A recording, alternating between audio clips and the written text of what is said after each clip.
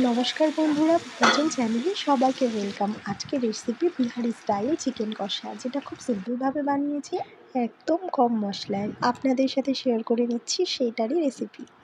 কড়াইয়ে তেল গরম করে দুটো এলাচ আর একটুখানি দারচিনি ফোড়ন দিয়েছি। তারপরে ভালো করে এভাবে কেটে ধুয়ে জল ঝরানো পেঁয়াজগুলো দিয়ে দিয়েছি গরম তেলে। পেঁয়াজটা হালকা একটু নাড়িয়ে চাড়িয়ে নিয়ে মাংসগুলো দিলাম, তারপরে নুন দিয়ে দিলাম। এবার ভালো করে একটু নাড়িয়ে নিচ্ছি। ব্যাস, এভাবে ভালো করে নাড়িয়ে চাড়িয়ে এবার বেশ কিছুক্ষণ ঢাকনা চাপা দিয়ে দেব। কয়েকবার ঢাকনা তুলে তুলে মাংস ওপর নিচ করে দিয়েছি। পেঁয়াজগুলো ভাজা হয়ে গিয়ে খুব ভালোভাবে সেদ্ধ হয়ে গেছে, মাংসেরও জল ছেড়েছে, সেটা শুকিয়ে আবার তেলও ছেড়ে এসেছে।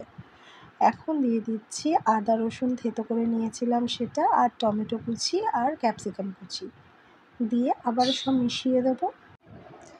ভালো করে মেশানো হয়ে গেলে তারপরে দিয়ে দেবো হলুদ গুঁড়ো, আর তারপর দিয়ে দেবো লঙ্কা গুঁড়ো।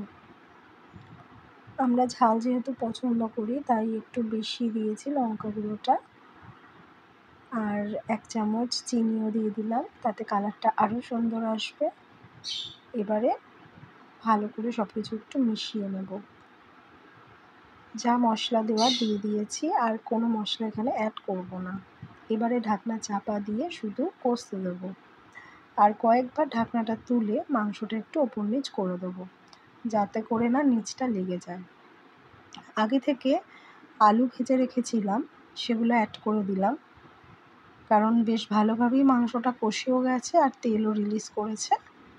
তো ভালো করে ওপর নিচ করে একটুখানি নাড়িয়ে নিচ্ছি। খুব সুন্দর গন্ধও বেরিয়ে গেছে। আর সামান্য জল দিলাম যাতে মাংসটা সেদ্ধ হয়ে যায়।